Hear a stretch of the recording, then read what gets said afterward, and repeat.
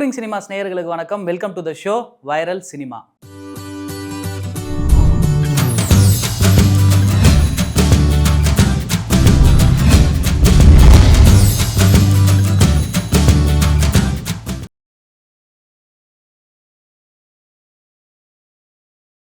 இன்னைக்கு நம்ம interesting fact செக்மெண்ட்ல எதை பத்தி தெரிஞ்சுக்க போறோம் அப்படின்னா, ஊட்டியில் நிறைய படங்கள் படமாக்கியிருக்காங்க. ஊட்டி அப்படின்னு சொன்னாலே வெயிலுக்கு அப்பா எப்படியாவது நம்ம ஊட்டிக்கு போயிட்டு சுற்றி பார்க்கலாம் அப்படின்னு சொல்லுவோம்.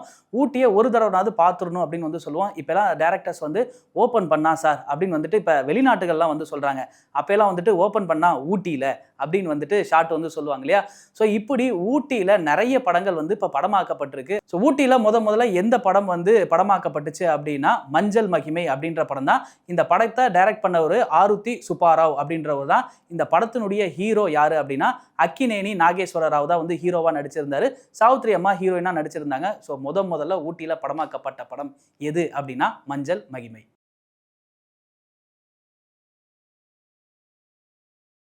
இன்னைக்கு நம்ம சல்யூட் செக்மெண்ட்ல யாருக்கு சல்யூட் பண்ண போறோம் அப்படின்னா இந்தி ஆக்டர் மிலிந்த் சோமன் அப்படின்றவர் ஸ்பெயின்ல இருக்க தாரிபா அப்படின்ற ஒரு இடத்துல ஆப்பிரிக்கால இருக்கக்கூடிய மொராக்கோ அப்படின்ற இடத்துக்கு நீந்தியே கடந்து சாதனை பண்ணியிருக்காரு. கிட்டத்தட்ட 15 கிலோமீட்டர். ஸோ இந்த சாதனையை படைச்ச மிலிந்த் சோமன் அவர்களுக்கு நம்ம டூரிங் சினிமா சார்பா ஒரு சல்யூட்.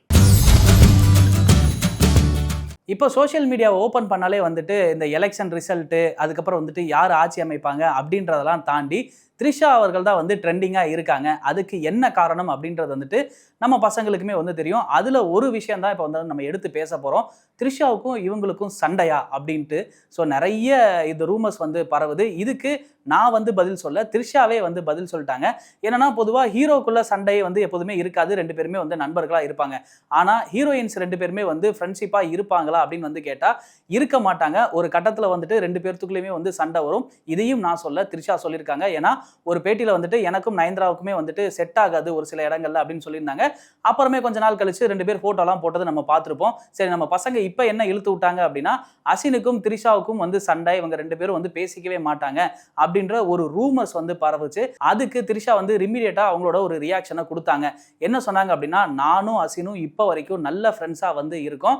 ஏன் இது பரவுச்சு அப்படின்றதா தெரியல, யாரு கிளப்பி விட்டாங்கன்னு தெரியல. ஆனா அசின் எனக்கு இப்போ வரைக்குமே ஒரு நல்ல ஃப்ரெண்டு அப்படின்னு த்ரிஷா சொன்னது ரொம்ப ஹாப்பியா இருக்கு. ஸோ இப்போ இது த்ரிஷா ஓப்பன் அப்பா சொன்னதுக்கு அப்புறம் இந்த நியூஸுமே நம்ம பசங்க ட்ரெண்ட் ஆகிட்டு இருக்காங்க. ஸோ த்ரிஷா அவர்கள் இப்போ சோஷியல் மீடியால தவிர்க்க முடியாத ஒரு ஆளா மாறிட்டும் வராங்க. கருப்பு படம் மே 14 ரிலீஸ் ஆக போகுது. இதை தொடர்ந்து ஆர்ஜே பாலாஜி நிறைய இன்டர்வியூ கொடுத்துக்கிட்டு இருக்காரு. அதில் கருப்பு படத்தோட டீசர் ரிலீஸ் ஆகும்போது ஒரு சீன் வந்தது. அதாவது சூர்யா சார் என்ன பண்ணுவார் அப்படின்னா, அந்த வாட்டர் மெலனை சாப்பிட்டுட்டு அப்படி போ அப்படின்ற சீன் கஜினி படத்தில் சூர்யா சாரே பண்ணது, ரீக்ரியேட் பண்ணது. அது நமக்கு எல்லாத்துக்குமே தெரியும். ஆனால் இப்போ இருக்க ஜென்சி ஸ்கெட்டுக்கு எல்லாமே என்ன சொல்கிறாங்க அப்படின்னா, இப்போ இந்த ரீசெண்டாக ட்ரெண்ட் ஆனார் இல்லையா வாட்டர் மெலன் ஸ்டார், அவர் பண்ணதை ஆர்ஜே பாலாஜி கருப்பு படத்தில் ட்ரோல் பண்ணுறதுக்காக வச்சுட்டாரு அப்படின்னு சொல்லி அவங்க நினச்சிக்கிட்டாங்க அப்படின்னு இது யாருமே சொல்லலை. ஆர்ஜே பாலாஜியை சொல்லியிருக்காரு. இந்த மாதிரி தான் அவங்க நினச்சிக்கிறாங்க. எனக்கே பயமாக இருக்குது, ஒருவேளை இதை இவர் தான் கிரியேட் பண்ணாரா அப்படின்னு இவங்களே நினைக்கிறது ரொம்ப ஒரு தவறான விஷயம். ஏன்னா என்கிட்டே ஸ்ட்ரைட்டாக கேட்குறாங்க, நீங்கள் அதை பார்த்து தான் இதை காப்பி பண்ணீங்க அப்படின்ட்டு. ஆக்சுவலாக சூர்யா சார் இது கஜினியில் பண்ணது. ஆனால் இப்போ இருக்க ஜென்சி கிட்ட எல்லாமே இவர் தான் பண்ணாரு, அதை தூக்கி நான் வச்சுட்டேன்னு சொல்கிறனால இதுக்கப்புறம் இந்த சீனை தூக்கலாமா அப்படின்னு சொல்லிட்டுலாம் நான் யோசித்தேன். அதுக்கப்புறம் சரி ஓகே, இதனால இன்னும் பிரச்சனை இல்லை, பட் நம்ம பார்த்துக்கலாம் அப்படின்னு சொல்லிட்டு அவர் ஒரு இன்டர்வியூவில் ஓப்பனாக இதை சொல்லியிருந்தாரு. இதை கேட்கும்போது நமக்குமே வருத்தமாக தான் இருக்குது. ஸோ கருப்பு படம் இப்போ மே 14 ரிலீஸ் ஆக போது நம்ம சொல்லிட்டோம். ஆர்ஜே பாலாஜி என்ன வருத்தமான அப்படின்றதை நம்ம சொன்னோம். இப்போ சூர்யா சார் என்ன பண்றாரு அப்படின்னா, இன்னைக்கு அவரோட குலதெய்வ கோயிலுக்கு போயிட்டு வழிபட்டு இருக்காரு. ஏன்னா கருப்பு படம் நல்லா போகணும் அப்படின்றதுக்காக. ஸோ ஆர்ஜே பாலாஜியுமே நிறைய கோயில் குலகம்லாம் போயிட்டாரு. இன்னொன்று இந்த மதுரையில் 18ஆம் படி கருப்பு கோயில் இருக்கும் இல்லையா, அங்கேயும் அவர் போயிட்டு வந்துட்டாரு. அதனால தான் அங்கேயும் ஆடியோ லான்ச் வைக்கணும் அப்படின்னு சொல்லியிருந்தாரு. ஸோ இப்போ டீம் எல்லாருமே கோயிலை நோக்கி போக ஆரம்பிச்சிட்டாங்க. ஏன்னா படம் ரிலீஸ் ஆகிறதுக்கு முன்னாடி நிறைய ஆக்டர்ஸ் திருப்பதி போவாங்க, இல்லை அவங்களோட குலதெய்வ கோயில் போவாங்க, இஷ்ட தெய்வத்தை கும்பிடுவாங்க. இதை நம்ம ரெகுலராக சோஷியல் மீடியாவை பார்ப்போம். இப்போ சூர்யா சாருமே இதை ஸ்டார்ட் பண்ணிட்டாரு. கருப்பு டீமுமே ஸ்டார்ட் பண்ணிருச்சு அப்படின்னு சொல்லலாம். ஆர்பி சௌத்ரி அவர்கள் இப்போ நம்மிடையே வந்து இல்லை. தமிழ் சினிமாவுக்கு மிகப்பெரிய ஒரு இழப்பு தான். ஆர்பி சௌத்ரி அவர்களோட இறப்புக்கு சூப்பர் ஸ்டார் ரஜினிகாந்த் அவர்கள் வந்திருந்தாரு. வந்தது மட்டும் இல்லாமல் ஆர்பி சௌத்ரியோட ஆசையை வெளிப்படையாக சூப்பர் ஸ்டார் ரஜினிகாந்த் சொன்னதான் வந்து எல்லாருக்குமே நெகிழ வச்ச ஒரு சம்பவம் அப்படின்னு சொல்லலாம். ஏன்னா இதுக்கு முன்னாடி சூப்பர் ஸ்டார் ரஜினிகாந்தும் ஆர்பி சௌத்ரி அவர்களும் வந்து படமே பண்ண கிடையாது. இருந்தாலும் 2 பேரும் நல்ல நண்பர்கள். ஸோ இவங்க 2 பேரும் படம் பண்ணாததுக்கு என்ன காரணம் அப்படின்னு கோலிவுட் வட்டாரங்களில் சொல்றாங்க அப்படின்னா, ஆர்பி சௌத்ரி அவர்கள் பொதுவாகவே வந்துட்டு அவருடைய படங்களில் வந்து கதை தான் ஹீரோவாக இருக்கும்.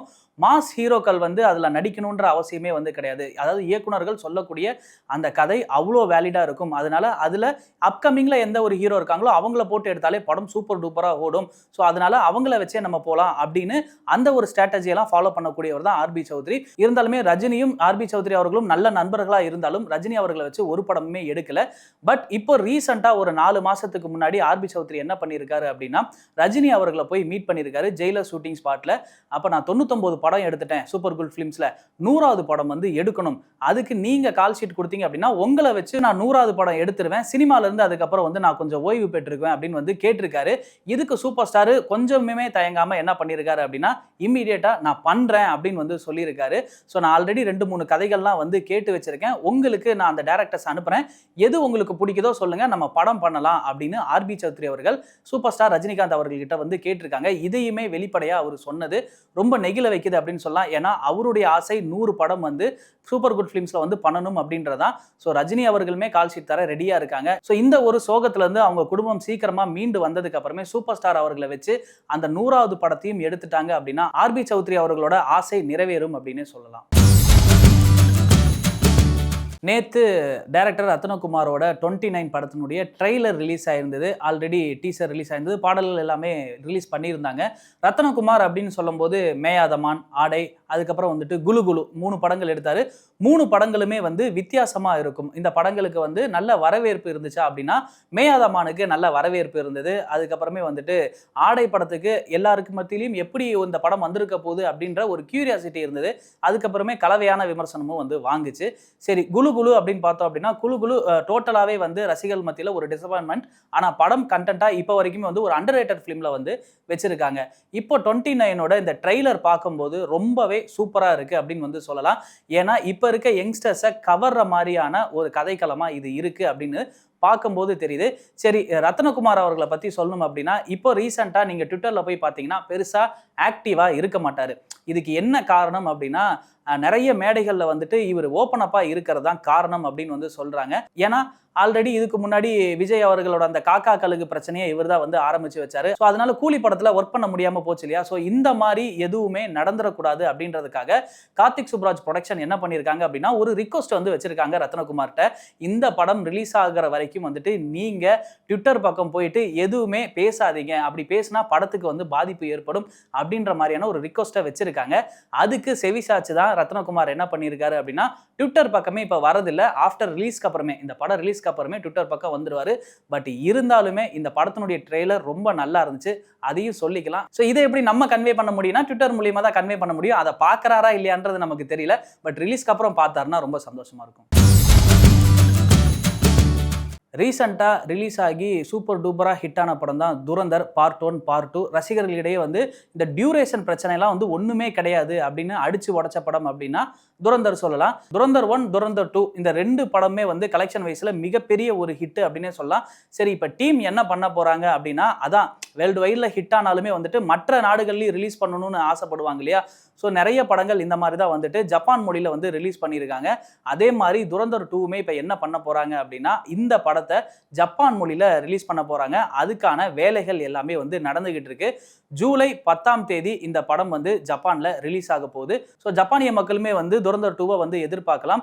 இதுக்கு இடையில துரந்தர் 2க்கு இன்னொரு மிகப்பெரிய என்ன விஷயம் இருக்குது அப்படின்னா, ஆக்சுவலாக இந்த மாதிரி ஒரு ஸ்பை த்ரில்லர் அப்படின்னு இருக்குது அப்படின்னு ஆடியன்ஸ் மத்தியில் ரொம்பவே ரீச் ஆனதுக்கு துரந்தர் காரணம் அப்படின்னு கூட சொல்லலாம். ஸோ ஜப்பான் மொழியிலையும் போயிட்டு துரந்தர் ஒரு மிகப்பெரிய வெற்றி அடையட்டும், வாழ்த்துக்களும் நம்ம சொல்லிக்கலாம்.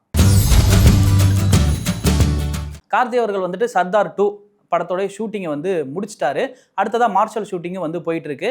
இதுக்கு இடையில வந்து இயக்குனர் பாண்டியராஜோட ஒரு படம் பண்ண போறாரு. அந்த படத்தை யார் தயாரிக்க போறாங்க அப்படின்னா 2D என்டர்டைன்மெண்ட் தான் வந்து தயாரிக்க போகுது.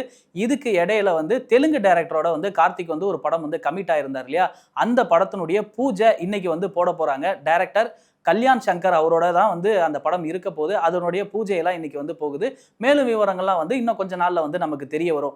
இதுக்கு இடையில வந்து கார்த்திக்கு ஹிட் 4 உடைய படமும் வந்து லைன் அப்ல இருக்கு. ஏன்னா ஹிட் 3ல வந்துட்டு கிளைமேக்ஸ்ல வருவாரு. வந்துட்டு ஒரு போர்ஷன் சின்னதா வருவாங்க. ஏன்னா ஹிட் 1, 2, 3 இதுல எல்லாமே வந்து பார்த்தோம் அப்படின்னா கிளைமேக்ஸ்ல அடுத்தடுத்த சீரீஸ்ல வந்து எந்தெந்த ஹீரோக்கள் வரப்போறாங்க அப்படின்னு இன்ட்ரோ பண்ணுவாங்க. அப்படி 3ல வந்துட்டு கார்த்தி அவர்கள் வந்து வருவாரு. அப்ப 4 வந்து அவர் தான் நடிச்சு ஆகணும் கண்டிப்பா இருக்கு இல்லையா. ஸோ அதனால 4க்குமே வந்து ரசிகர்கள் இப்போ வெயிட் பண்றாங்க. எப்ப இந்த படத்தை ஸ்டார்ட் பண்ணுவீங்க அப்படின்னு வந்து கேட்கறாங்க. ஏன்னா கார்த்திக்கு தெலுங்குல வந்து மிகப்பெரிய ஒரு மார்க்கெட் இருக்கு. ஸோ அதனால ஹிட் 4க்குமே வந்து வெயிட் பண்றாங்க. இப்போ இந்த டைரக்டரோட கை கோக்கறனால இந்த படத்துக்குமே வந்து அங்க மிகப்பெரிய எதிர்பார்ப்பு இப்பையில இருந்தே ஸ்டார்ட் ஆயிடுச்சு.